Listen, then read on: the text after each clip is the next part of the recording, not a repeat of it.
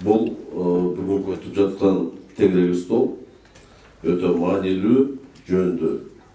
Бұл ондай ғана кичинекей кругта болбой, кругта емес, мамлекеттик деңгээлде өтүп, ачык айкын курултайдын ордуна ушундай бир чоң бир чогулуш болсо, мамлекетке элге көбүрөөк пайдасы тиймек. 30 жылда эчтеке болбоду дегенде мен көп атамак. 30 жылда биз өз алдынча мамлекетти түздүк. 30 жылда жакшыбы, жаманбы иш алып бардык.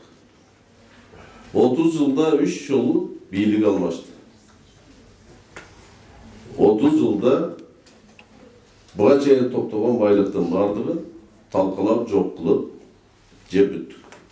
Жакшы жагы бар, жаман жагы бар. Бул биздин тарых. Каалайбызбы, каалабайбызбы биздин тарых. 30 жылда biz intelligensiyani жок кылдык.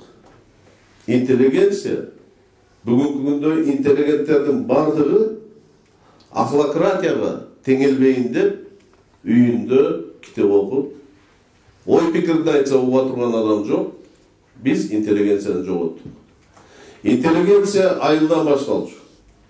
Детсадтагы, заведующийден, мугалимден, китепканада иштегенден, ошонун кийингенинен, ошонун басканынан, ошону сүйлөгөндөн. Анын бардыгын жоготуунун бирден-бир бөлүгү биз демократияда эле демократиянын импортун алып келдик дагы.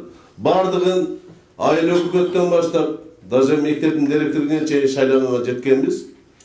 Кимин урук тууганы күчтүү болсо, кимин тобу күчтүү болсо, анын билими барбы, илими барбы, деңгээли барбы, ага карабай шайлап койдук дагы. Ошонун негизинде интеллигенция жоголду. Ачуу бир чындыкты айткым келет.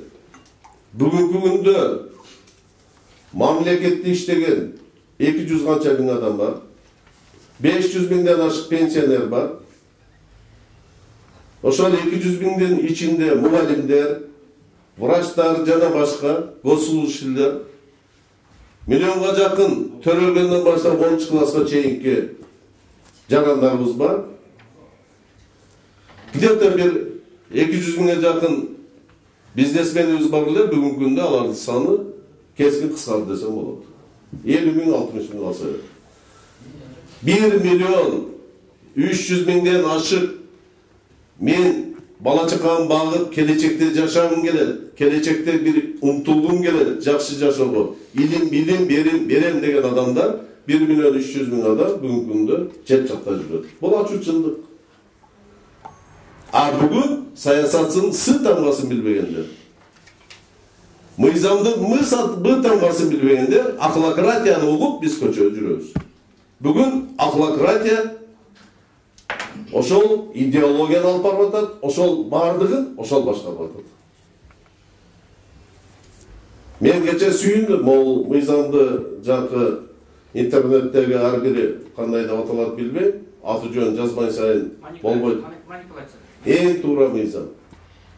Эң туура мыйзам. Ушун наконец-то кол коюлуш керек. Ар бир адамда сүйлөгөн сөзүнө, айткан сөзүнө, бирөөгө акарат келтиргенине жоопкерчилик болуш керек. Анан мына агаларым аябай туура айтты. Кыргызстанда, кыргыз элинде биздин каада салт, үрп-адат, ата-бабалардан, тарыхтан бери келген үрп-адаттын ошол биздин салтыбыздагы бүт нерсе конституцияга камтылмай сайын эч качан биз өзүбүздүн өнүгүү жолубузда конституцияны таба албайбыз. Потому что кыргыздарда ар дайым демократия илгертен бери присутствует этип келген. Хан болгондо дагы, башка болгондо дагы, бирок аксакалдар кеңеши жана башка. Ошон үчүн идеология боюнча мына Чолпон Бакебиз келип калды. Бул кызматка мени өкүндүргөнү бүгүн мен кайсы кыйын идеологияны жүргүзүп атам деген адам менен кол алышып барып, шаарда болобу, айылда болобу, любой мектепке кирип, 5-класстын, 10-класстын Алы Токонбаев ким, Токтогул Сатылганов ким, Жусуп Баласагын айтып атат. Бер жактагыларды эле сурасак, аны билбеген 100% болбосо да 99% билбейт. Вот наша идеология. Мына идеология. Өткөндө мен алайда айылда олтуруп, жанында бир ошо жердеш менен отурсак, жаш эле бала отуруп алып, интернеттен жазып атат комментарий. Эмнени жазып атасың десем, байдын бир бала деп сүйлөп коюптур, ошого жазып атам. Я байдын эмне ишиң бар сенин ал Америкада?